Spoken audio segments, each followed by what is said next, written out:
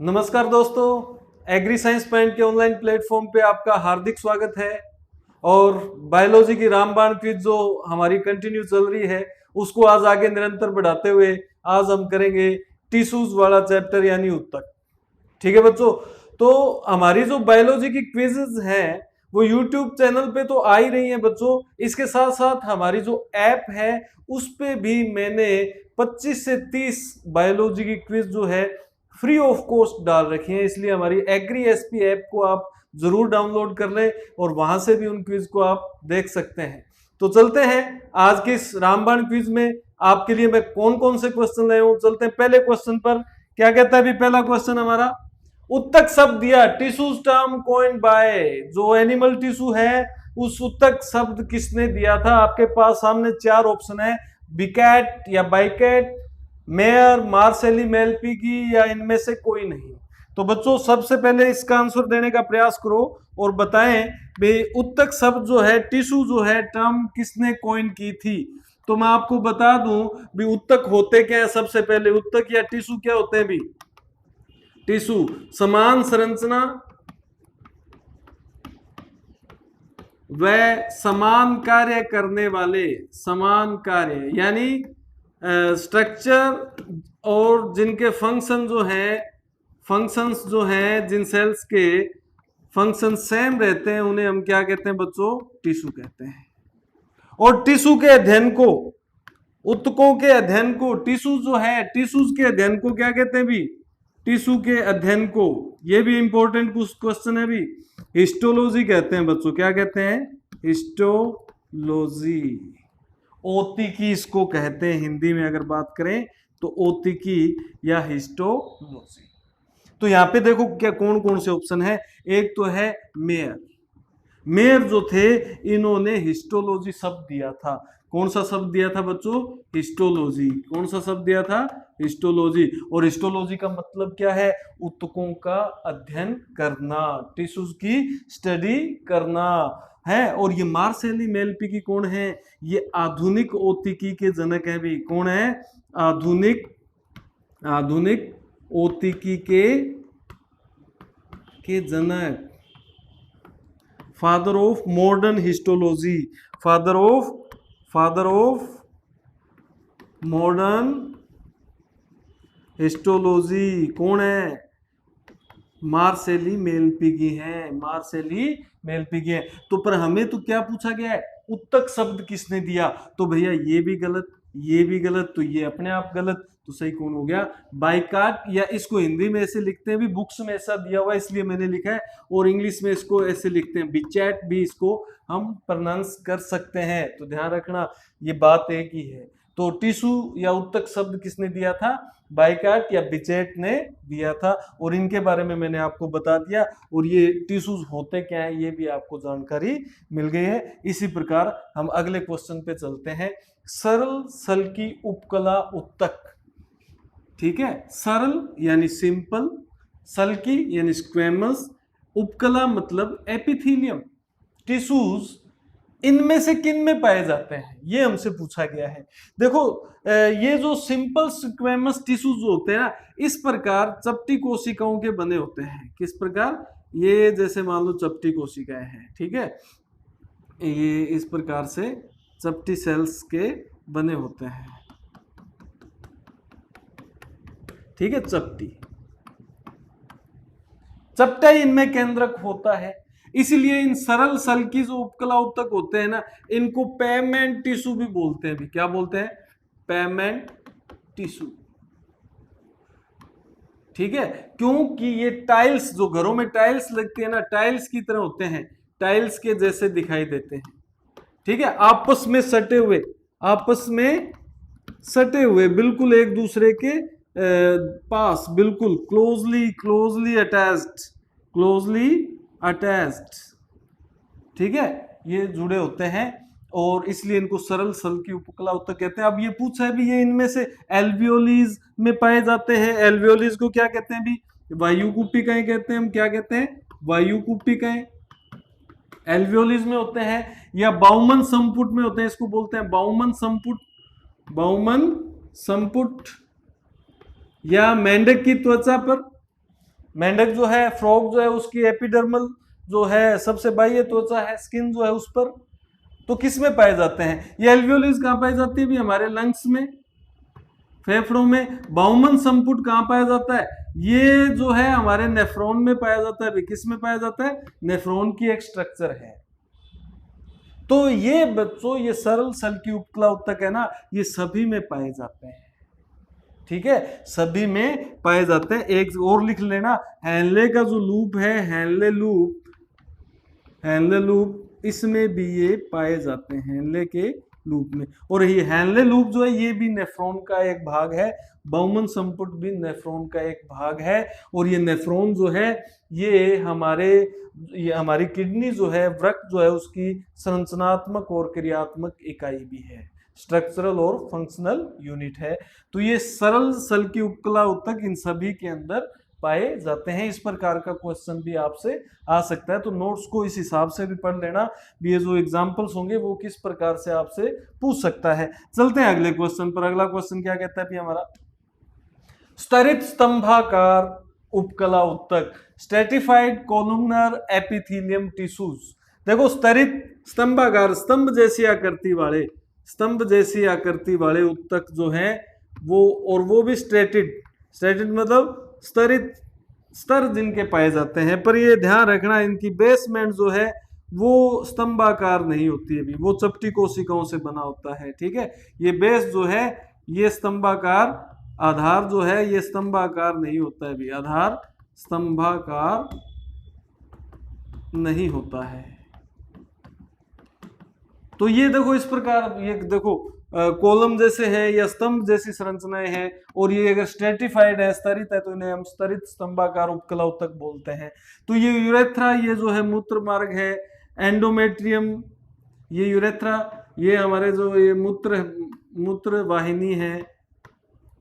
ठीक है, यूरेथ्रा जो वीर्य और मूत्र के लिए कॉमन पासेज है, उसमें ये यूरेथ्रा पाई जाती है। एंडोमेट्रियम गर्भाशय की आंतरिक दीवार है भी, गर्भाशय की आंतरिक दीवार है, आंतरिक दीवार। ठीक है, इनर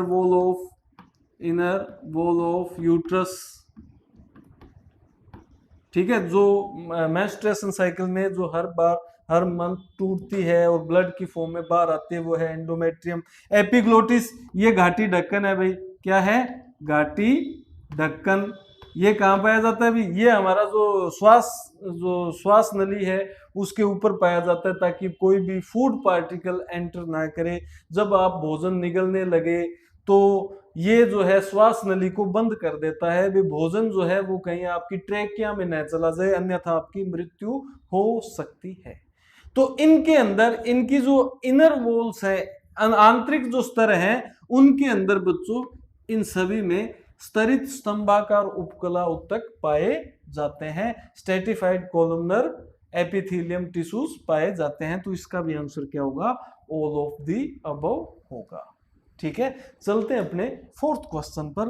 वो क्या कहता है? फोर्थ क्वेश्चन हमारा क्या कहता है? संयोजी उत्तकों का निर्माण किससे होता है?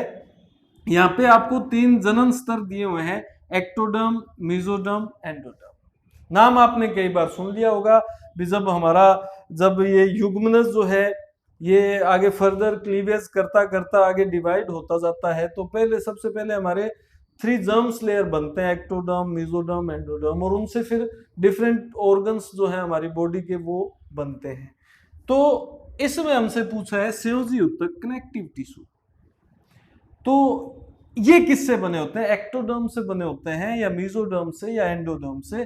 तो बच्चों एक थोड़ी सी जानकारी यहाँ पे आप ले लेना भी, ये जो संयोजी उत्तक है इन्हें अवलंबक उत्तक भी कहते हैं, अवलंबन उत्तक या सपोर्टिंग टिश्यू, सपोर्टिंग टिश्यू भी हम इनको कहते हैं। ये टोटल जो हमारी बॉडी का 30% हिस्सा बनाते हैं। ठीक है, और विभिन्न प्रकार के ये होते हैं, विभिन्न प्रकार के होते हैं। संयोजी उत्तक जोड़ के रखने का कार्य करते हैं, कनेक्शन देते हैं, कनेक्ट रखते हैं हमारी बॉडी। तो ये पूछ रहा है भी इनमें से किससे ये इनकी उत्पत्ति हुई है?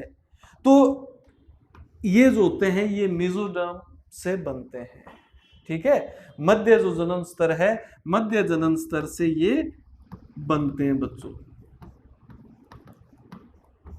और जो मध्य जनन स्तर से जो भी उत्तक बनेंगे, जो भी उत्तक मध्य जनन स्तर से बनते हैं, उन्हें मीजेनकाइम कहते हैं भी। क्या कहते हैं? मीजेनकाइम कहते हैं। मीजेनकाइम उत्तक भी हम कहते हैं, ठीक है। तो ये ध्यान में रख लेना, ये भी इंपॉर्टेंट क्वेश्चन है। अब संयोजी उत्तकों में आपको पता है बहुत सारे उत्तक आ जाते हैं, वो आप जो हमारी डिस्क्रिप्टिव क्लास है उसमें आप देख सकते हैं, नोट्स में भी आप चेक कर सकते हैं। आगे चलते हैं अगले क्वेश्चन पर। हमारा 5वां क्वेश्चन, पेशियों को कंकाल से कौन जोड़ता है भी? यानी मसल्स और बोन के बीच में जो कनेक्शन है वो कौन कनेक्ट करता है मसल को बोन से, ठीक है। एक होता है बोन से बोन कौन जोड़ता है। दो क्वेश्चन यहाँ पे बनते हैं, जेट में ऑलरेडी पूछा जा चुका है ये क्वेश्चन है, ठीक है। एक ही क्वेश्चन है अभी तक टिश्यू से, वो ये था। और तो बताएं भी, पेशियों और कंकाल से यानी मसल्स और बोन्स के बीच में इनको जोड़ने वाला कौन है? लिगामेंट है, कंडरा है, वसीय उत्तक है, वसीय इसको, या पीले इलास्टिन, येलो इलास्टिन है। तो भाई स्नायु लिगामेंट क्या करता है बच्चों? ध्यान से, लिगामेंट क्या करता है? लिगामेंट जो होता है ये बोन को बोन से जोड़ता है, bone to bone, bone to bone जो जोड़ता है वो कौन जोड़ता है? लिगामेंट। और ये लिगामेंट जो होता है ये येलो फाइब्रस, ठीक है। ये जो पीले तंतु होते हैं, पीले तंतु, इनसे ये बने होते हैं स्नायु। कंडरा जो है ये श्वेत तंतुओं से बना होता है भी, श्वेत तंतुओं से, व्हाइट फाइब्रस से बना होता है। और कंडरा क्या काम करता है? कंडरा जो है ये भाई आपकी पेशियों को किससे जोड़ता है? हड्डियों से जोड़ता है, यानी मसल्स को, मसल्स प्लस बोन्स। और ये भी संयोजी उत्तक ही है, कनेक्टिव टिश्यू है। ये दोनों क्या है? कनेक्टिव टिश्यू है। और ये सघन संयोजी है। क्या है? सघन संयोजी के प्रकार में आते हैं भी। डेंस कनेक्टिव टिश्यू के टाइप्स में ये आते हैं। वसीय उत्तक जो है ये हमारी त्वचा के नीचे पाए जाते हैं बच्चों, त्वचा के नीचे फैट स्टोरिंग टिश्यू होते हैं, फैट स्टोरिंग टिश्यूज होते हैं, ठीक है। तो इसका राइट आंसर क्या होगा भाई? इसका राइट आंसर होगा पेशियों को कंकाल से कंडराएं जोड़ती हैं या टेंडन जोड़ती हैं, बाकी के क्या हो जाएंगे? गलत हो जाएंगे। लिगामेंट आपसे पूछे तो बोन टू बोन या हड्डियों को हड्डियों से कौन जोड़ता है? लिगामेंट जोड़ता है, ठीक है भी। चलते हैं अगले क्वेश्चन पर। अगला क्वेश्चन क्या कहता है? उपास्थि के लचीलेपन का कारण, ठीक है। देखो ये जो हमारे बोन्स या कह लें हम, ये जो कंकाल जो है, स्केलेटन जो है, ये उपास्थियों और अस्थियों से मिलकर बनता है। दो चीजें होती हैं इसमें, एक तो उपास्थियां जिन्हें हम बोलते हैं कार्टिलेज, एक होती है अस्थियां जिन्हें हम बोलते हैं बोन्स, ठीक है। तो एक तो होती है भी उपास्थि यानी कार्टिलेज, और एक होती है अस्थि यानी बोन्स। अब ये हमसे पूछ रहा है भी उपास्थि जो है ये लचीली होती है, इलास्टिक होते हैं, इलास्टिकनेस इसमें पाई जाती है, जिसके कारण ये मुड़ जाती हैं, बेंडिंग पावर इनमें होती है। और जबकि बोन्स होती हैं वो स्ट्रोंग होती हैं, उनमें लचीलापन नहीं होता है। तो ये पूछ रहे हैं क्यों, ऐसा क्यों है भी उपास्थियां लचीली होती है? तो ये ओसिन प्रोटीन के कारण होती है, या कॉन्ड्रिन प्रोटीन के कारण, या एल्बुमिन या ग्लोबुलिन के कारण होती है। तो बच्चों ओसिन प्रोटीन जो है ये अस्थियों के अधात्री में यानी बोन्स में पाई जाती है। किसमें? बोन्स में या अस्थि में ये पाई जाती है, और जिसके कारण अस्थियां क्या होती हैं? कठोर होती हैं। दृढ़ या सॉलिड या स्ट्रोंग होते हैं। तो ओसिन प्रोटीन का जमाव पाया जाता है इनकी मैट्रिक्स में, किनकी? बोन्स की, जिसके कारण ये क्या होती है? कठोर। ये भी इंपॉर्टेंट क्वेश्चन है, आपसे इस बार पूछ सकता है, ये ध्यान रखना। कॉन्ड्रिन प्रोटीन जो है ये किस में पाई जाती है भाई? कॉन्ड्रिन जो है कार्टिलेज में पाई जाती है, ठीक है, उपास्थियों में। और उपास्थि में पाई जाती है, इसीलिए बच्चों उपास्थियां जो होती हैं ये लचीली होती हैं, ठीक है, लचीली होती है, मजबूत तो होती है नो डाउट, पर लचीलापन होता है। जैसे हमारी रिब्स हैं उनके आगे भागों पर, ठीक है, हमारी जो श्वास नली है उसके जो छल्ले हैं वो कार्टिलेज से बने होते हैं। और एल्बुमिन और ग्लोबुलिन जो है ये हमारी जो ब्लड है, रक्त जो है, ब्लड जो है इसकी प्लाज्मा में पाए जाने वाली प्रोटीन्स हैं भाई। ब्लड प्लाज्मा प्रोटीन है, रक्त की प्लाज्मा प्रोटीन्स है। तो बच्चों इसका राइट आंसर क्या हो जाएगा? इसका राइट आंसर क्या हो जाएगा? कॉन्ड्रिन, ठीक है। बाकी के क्या हो गए? गलत हो गए, परंतु इनसे भी क्वेश्चन आ सकता है, ये बात हमें कभी भी नहीं भूलनी, ठीक है भी। आगे चलते हैं अगले क्वेश्चन पर। अगला क्वेश्चन क्या कहता है हमारा? पेशियों के कोशिका द्रव्य को कहते हैं cytoplasm of muscles is known as. जो साइटोप्लाज्म होता है क्या है भाई? साइटोप्लाज्म होता है क्या? देखो ये कोई सेल है, ये उसका न्यूक्लियस है, केंद्रक। अब इस केंद्रक और ये जैसे मान लो सेल मेम्ब्रेन है, कोशिका झिल्ली, कोशिका झिल्ली है। अब इन दोनों के ये बीच का जो भाग है, ये जो भाग है ये क्या है? ये यहाँ पे साइटोप्लाज्म होता है। क्या होता है? साइटोप्लाज्म। पर अगर हम बात करें पेशियों की, मसल्स की, तो पेशियों के साइटोप्लाज्म को क्या कहते हैं भी? ये सर्कोलेमा क्या है? ये सर्कोलेमा कहलाती है पेशियों की, ये पेशियों की कोशिका झिल्ली को क्या कहते हैं? सर्कोलेमा कहते हैं भी। जो सेल मेम्ब्रेन है, यानी ये सेल मेम्ब्रेन है, अगर ये मसल्स की है तो इसको क्या बोलेंगे? सर्कोलेमा। क्या बोलेंगे? सर्कोलेमा। और अगर इसका जो अंदर का साइटोप्लाज्म है उसको साइटोप्लाज्म न बोलते हुए क्या बोलते हैं हम? सर्कोप्लाज्म हम बोलते हैं। तो सिंपल सा क्वेश्चन था, ये ध्यान रख लेना। एक चीज और है, कुछ चीजें ये ध्यान रख लेना। ये जो हमारी पेशियां होती है, हृदय पेशियां, हृदय पेशियां, कार्डियक जो मसल होती हैं, कार्डियक मसल्स जो होती हैं, इनमें मायोग्लोबिन वर्णक होता है भी, मायोग्लोबिन वर्णक होता है, ठीक है, मायोग्लोबिन पिगमेंट होता है भी, मायोग्लोबिन पिगमेंट। और इस पिगमेंट की खासियत है ये अतिरिक्त ऑक्सीजन का संग्रहण रखता है भी, अतिरिक्त O2 का संग्रहण ये रखता है, स्टोर रखता है, जिसके कारण ये पेशियां कभी थकती नहीं हैं। ये पेशियां कभी भी थकती नहीं हैं, ठीक है।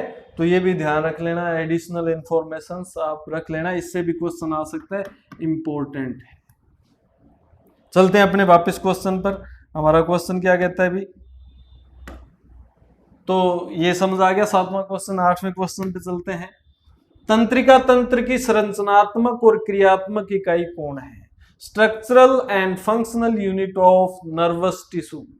देखो नर्वस टिश्यू जो है ये बड़े इंपॉर्टेंट होते हैं, हमारी जो इंफॉर्मेशंस हैं, एक्सटर्नल स्टिमुलीज हैं, उनको लेके जाते हैं ब्रेन तक, ब्रेन की सूचनाओं को वापस जो एक्शन लेने वाला ऑर्गन है वहां तक ये लेके जाते हैं। जैसे हाथ को हटाना है, जो भी एक्शन लेना है, तो ये सारी इंफॉर्मेशंस जो है नर्वस टिश्यूज करते हैं, ये काम इनको सौंपा गया है। और इस नर्वस टिश्यू के अंदर वो कौन सी सेल है जो ये काम करती है, वो हमसे पूछा है इसने। तंत्रिका तंत्र की संरचनात्मक और क्रियात्मक इकाई कौन है, स्ट्रक्चरल एंड फंक्शनल यूनिट हमसे पूछी है, तो कौन है अभी, नेफ्रॉन?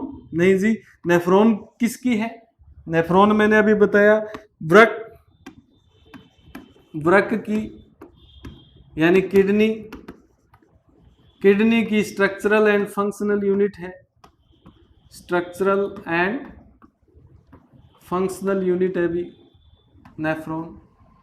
डेंड्रोन, एक्सोन, न्यूरॉन, इनके अंदर से हमें आंसर देना है, तो बच्चों इसका राइट आंसर है न्यूरॉन। और ये दोनों जो है ये पार्ट है किसके, पार्ट ऑफ न्यूरॉन है।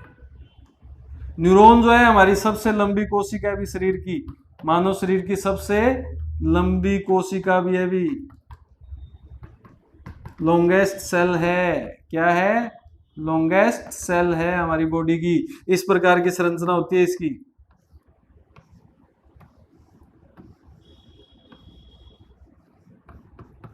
ठीक है, तो यहां पे इस प्रकार से सूचनाओं को ग्रहण करने के लिए थ्रेड लाइक स्ट्रक्चर्स दिखाई देते हैं, इन्हें हम बोलते हैं क्या, डेंड्रोन। और जो ये सूचना जिस माध्यम से जाती है वो क्या है, एक्सोन। ठीक है, ये इसका केंद्रक हो गया। ये पूरा जो है ये एक न्यूरॉन है, न्यूरॉन सेल है और बड़ी इंपॉर्टेंट होती है, और इसे नर्वस टिश्यूज की स्ट्रक्चरल एंड फंक्शनल यूनिट हम कहते हैं। ठीक है बच्चों, चलते हैं अपने अगले क्वेश्चन पर। अगला क्वेश्चन क्या कहता है अभी? हाँ जी, अब प्लांट टिश्यूज चल पड़े हैं। अगला क्वेश्चन हमारा प्लांट टिश्यू से रिलेटेड है, दोनों की मिक्स क्विज थी। विभाज्योतक शब्द दिया, मेरिस्टेम टर्म कॉइन्ड बाय। विभाज्योतक बड़ा इंपॉर्टेंट, आपको पता है प्लांट टिश्यू को दो पार्ट्स में डिवाइड करते हैं हम, एक तो विभाज्योतक और एक अविभाज्योतक या स्थायी उत्तक भी इनको बोलते हैं। तो ऐसी कोशिकाएं जिनमें विभाजन होता रहता है, प्लांट्स में आप देखते हैं भी निरंतर जो है सेल डिवीजन चलता रहता है और वो वृद्धि हमेशा करते रहते हैं। तो ये पूछ रहा है भी मेरिस्टेम जो टर्म है ये किसने दिया, ग्रीव ने, नेगली ने, कॉपर ने या कापे? कॉपर और कापे ने, इन्होंने कॉपर कोपे सिद्धांत दिया था भी, कॉपर कोपे सिद्धांत, इन्हीं के नाम पर सिद्धांत है जो ये विभाज्योतक किस प्रकार से वृद्धि करता है, इसके कौन कौन से रीजंस होते हैं मेरिस्टेम के, उसके बारे में ये सिद्धांत था। ग्रीव जो है ये एक बुक में दिया हुआ है भी, इन्होंने जो प्लांट टिश्यू है उनके बारे में बताया था भी, सबसे पहले प्लांट टिश्यू। ठीक है, और नेगली जो है इसका राइट आंसर है, नेगली ने मेरिस्टेम नामक शब्द दिया था।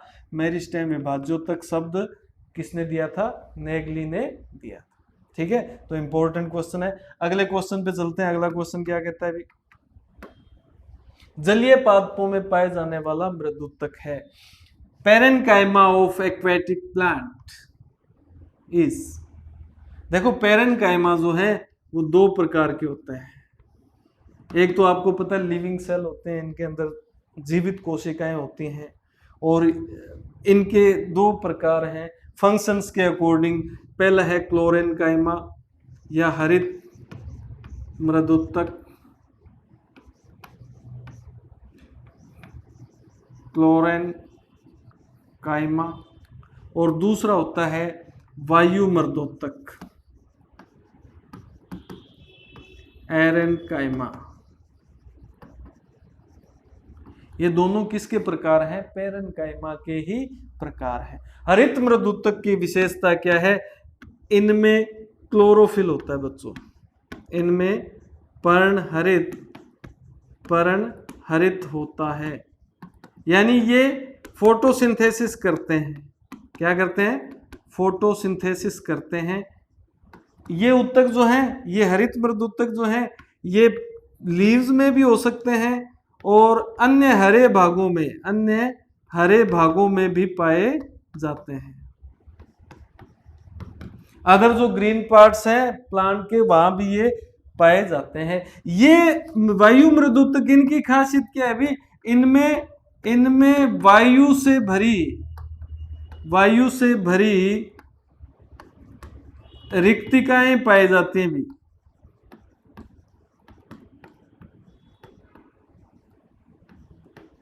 वैक्यूल्स इसमें पाई जाती हैं। अब इनमें वायु भर जाती है तो ये डूबते नहीं है, मतलब तैरने की क्षमता प्रदान करते हैं, बाउंसिंग पावर देते हैं। तो जलीय पादपों को तैरना जरूरी है, तैरेंगे तो बचेंगे। तो इनके अंदर किस प्रकार के वायु मृदुत्वक पाए जाते हैं, जिनके अंदर वायु भरी रहती है, ऐसी रिक्तिकाएं पाई जाती हैं। तो इसका राइट आंसर होगा ये, बाकी के हो जाएंगे गलत। ये स्क्लेरेन्काइमा ये दृढ़ोत्तक होते हैं भी, क्या होते हैं, दृढ़ोत्तक, और इनकी विशेषता है लिग्निन। इनकी क्या विशेषता है, लिग्निन। लिग्निन का इनमें जमाव होता है जिसकी वजह से ये कठोर हो जाते हैं। जो दृढ़ता प्रदान करते हैं पादपों को वो स्क्लेरेन्काइमा या दृढ़ोत्तक देते हैं। ये कोलेनकाइमा जो होते हैं ये होते हैं स्थूल कोणोत्तक। क्या होते हैं, इसका क्या नाम है, स्थूल कोणोत्तक या कोलेनकाइमा। और इनकी विशेषता है बच्चों, इनकी विशेषता है पैक्टिन का जमाव इसके अंदर होता है, जिसके कारण ये लचीलापन देते हैं पौधों को, लचीलापन। बेंडिंग पावर देते हैं, जिसके कारण अगर आंधी तूफान आ जाए तो पौधे टूटे ना। तो उनमें कोलेनकाइमा जो है ये बचाता है, क्योंकि कोलेनकाइमा में किसका जमा होता है, पैक्टिन का। स्क्लेरेन्काइमा में लिग्निन का। ठीक है, इसके अंदर वैक्यूल्स होते हैं एयर से भरी हुई, और इसके अंदर क्लोरोफिल होता है जो फोटोसिंथेसिस करता है। ठीक है, तो मुझे लगता है अभी 3-4 क्वेश्चन एक साथ आपके सोल्व इस क्वेश्चन के साथ हो रहे हैं। आगे चलते हैं अगले क्वेश्चन पर। अगला क्वेश्चन क्या कहता है अभी, अगला क्वेश्चन कहता है विभाज्योत्तक का लक्षण नहीं है, इनमें से कौन सा ऐसा कैरेक्टर्स है जो मेरिस्टेम टिश्यू का नहीं है। कौन सा भी, अस्पष्ट केंद्रक यानी क्लियर न्यूक्लियस न होना, या डेंस प्रोटोप्लाज्म होना, या विभाजनशील कोशिकाएं होना, या अविभेदित कोशिका होना। सबसे पहले ये इस ऑप्शन को देखते हैं। ये तो भैया परिभाषा या डेफिनेशन है विभाज्योत्तक की। विभाज्योत्तक की परिभाषा क्या लिखेंगे हम, विभाजनशील व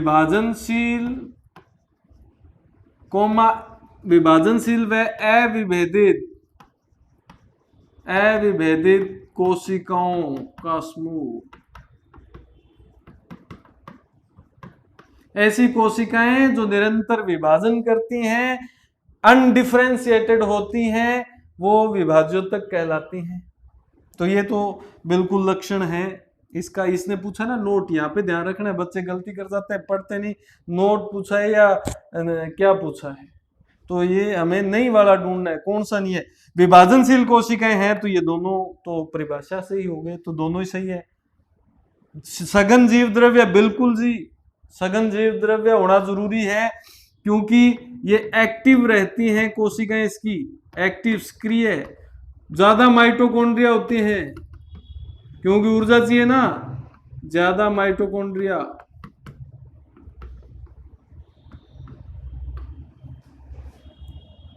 ठीक है, अस्पष्ट केंद्रक इसमें नहीं होता, इसका राइट आंसर ये हो जाएगा स्पष्ट केंद्रक पाया जाता है। विभाज्योत्तक में क्या होता है भी, स्पष्ट केंद्रक, पूरा एक प्रॉपर न्यूक्लियस जो है पाया जाता है, स्पष्ट इनमें केंद्रक होता है। तो ये इसका राइट आंसर हो जाएगा, बाकी के क्या हो जाएंगे, गलत हो जाएंगे।